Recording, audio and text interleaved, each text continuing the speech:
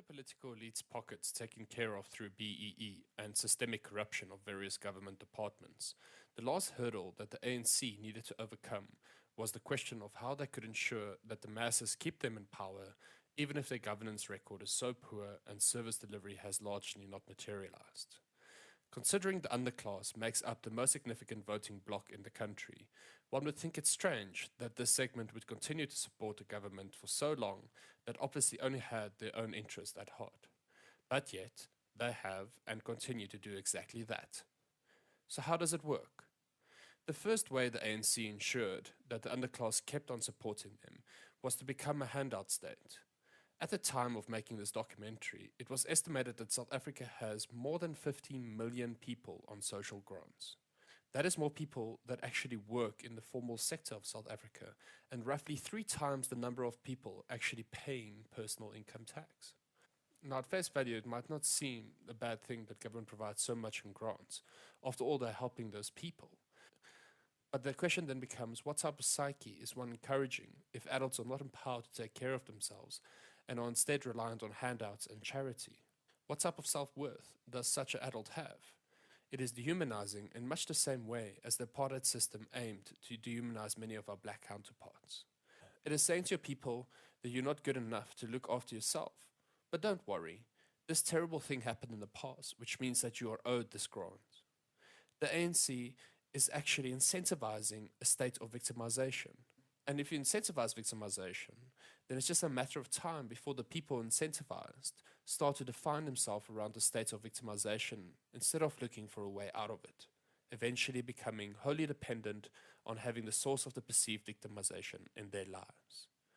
The second way the ANC has managed to keep the underclass loyal was through the strategic manipulation, repetition, and perpetuating of public discourse surrounding the source of the victimization that they themselves are actually perpetuating, which I like to refer to as woundology. If one has a wound and one keeps picking at it, the wound never heals completely. With time, the skin might harden and scar tissue might form, but as long as you are picking at it, a gash will always be showing. In a similar way, the ANC has never stopped picking at the wounds of South Africa's past. The ANC has never truly allowed the nation to move on from the past and to form a truly new South African identity as a country. What we needed as a nation with the formation of the new South Africa was to accept the past, go through a period of reconciliation, and then focus all our attention and energies on the future as a nation. There is no way to be moving forward if one is constantly peering back over one's shoulder at the past. But the ANC has made sure through the state propaganda machine that they constantly remind the underclass and the rest of South Africa of our terrible past and that it was they that liberated us.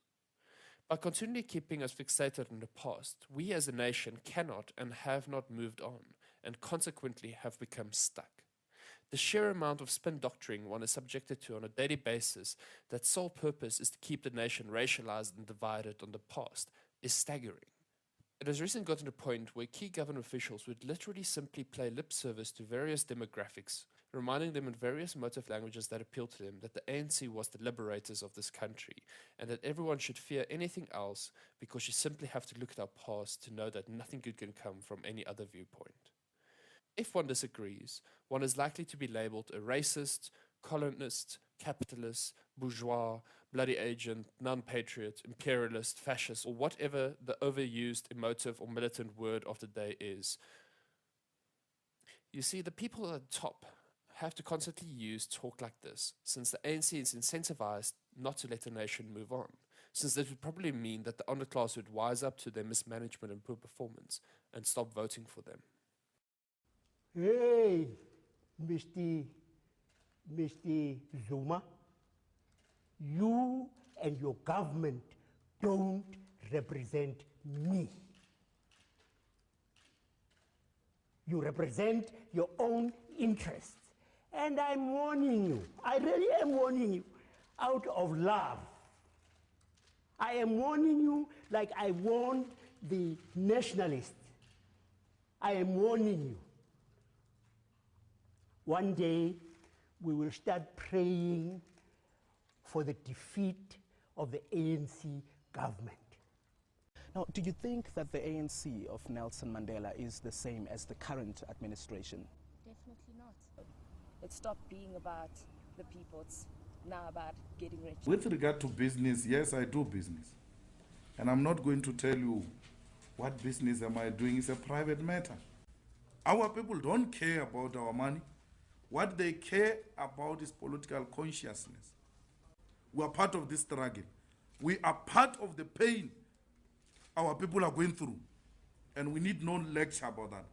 It's not about where we stay. Our people know that very well. It's not about the type of shoes we wear. That is petty. Our people want the political will and the ability to act. It is funny when ANC leaders talk about political consciousness and the ability to act, as it is something that has distinctly been missing during the rule of the ANC. If one considers how the many aspects of the country under the direct influence of the ANC have suffered, it becomes difficult to see how any claim of success can be made by such a government. But it is also not surprising that the spin doctoring propaganda machine would try and obscure the many failures of the current government. So let's cut through all the rubbish and political campaigning and look at some hard facts about the government's performance and the state of our country. South Africa has a population of roughly 15 million people. Statistics South Africa states that around 17 million of these people are economically active, of which close to 13 million are employed, leaving more than 4 million people unemployed, resulting in an official unemployment rate of approximately 25%, which is unfortunately already significantly higher than any other comparable developing country. If one looks at young black South Africans, many of whom have spent the majority of their lives under a free democratic South Africa controlled by the ANC, the unemployment figure shockingly exceeds 50%. To make things worse, these numbers that politicians frequently quote are as a matter of fact complete rubbish, and it's just the ANC propaganda machine presenting half-truths again in an attempt to glaze over the true magnitude of their failures. One aspect that is rarely quoted during the reporting of these statistics is our low labour market participation rate. The labour market participation measures the number of economically active people as a proportion of the working age population, which stands at close to 33 million. This figure does not take into account discouraged workers that have given up looking for work and does not take into account people that are not economically active, some of whom are perfectly capable of working. Our market participation rate stands at roughly 55%, which is between 10 to 15% lower than comparable developing economies. The rate has also dropped by 10% or 6 percentage points over the past decade, from 61% to 55%.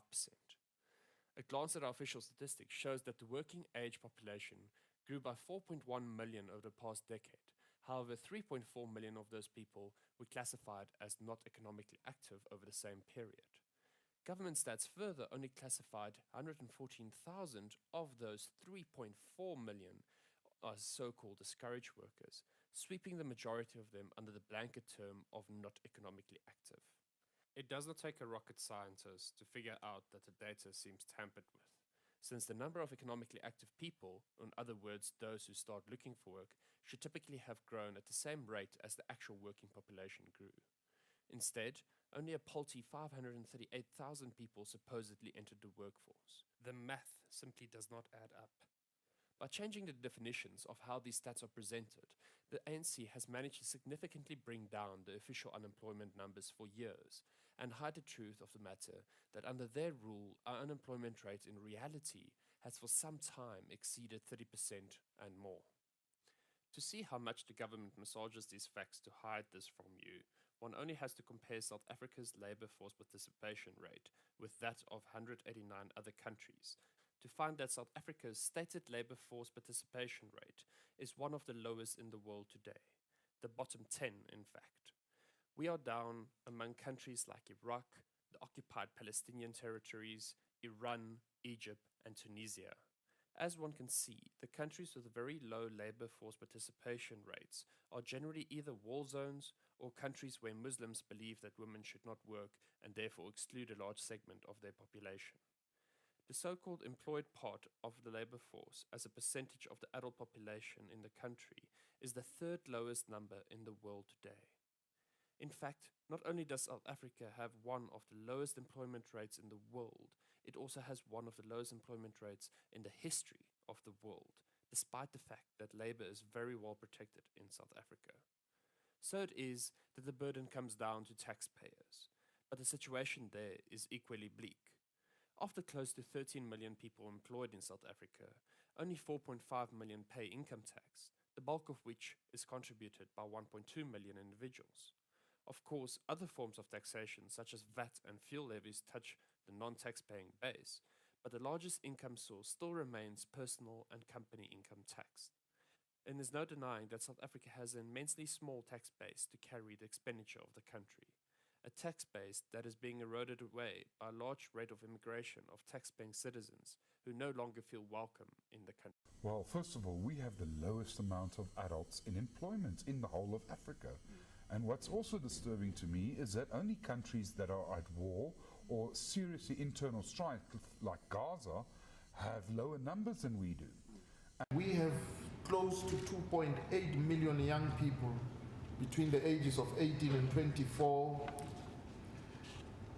that are unemployed and not in any institution of learning. And it is very worrisome that South Africans seemingly don't want to work. The question then becomes, are we lazy or is something else taking its place?